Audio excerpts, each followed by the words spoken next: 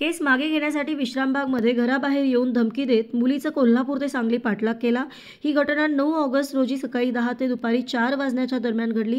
या प्रकरणी ऋतुजा मल्लाप्पा मंचन वय 20 सध्या राहणार विश्रामबाग मूळ राहणार लोणीकंद तालुका हवेली जिल्हा पुणे यांनी विश्रामबाग पोलीस ठाण्यात नौशाद जमीर शेख राहणार संजयनगर पोलीस ठाण्यामागे आणि रियाज अमीर निडगुंदी राहणार माधवनगर एसटी स्टँड समोर झोपडपट्टी माधवनगर यांच्यावर गुन्हा दाखल करण्यात आला आहे।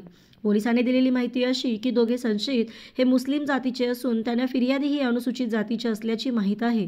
तरी सुद्धा रविवारी सकाळी संशयित आरोपी नौशाद शेख यांनी फिर्यादी राहत असलेल्या घराच्या बाहेर येऊन फिर्यादी यांच्या नावाने जोरजोरात ओरडून हाक मारून तू बाहेर ये, तू माझ्यावर टाकलेली केस मागे घे, नाहीतर तुला आणि तुझ्या घरच्यांना बघून घेतो असे म्हणाला। या घटनेनंतर फिर्यादी हिने घाबरून त्याच्या आईवडिलांना बोलावून घेतले।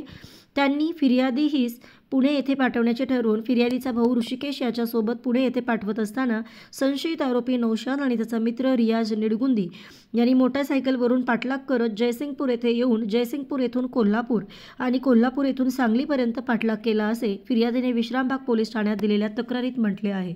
त्यानुसार नौशाद आणि रियाज याच्यावर रात्री 11:15 वाजता गुन्हा दाखल केला आहे।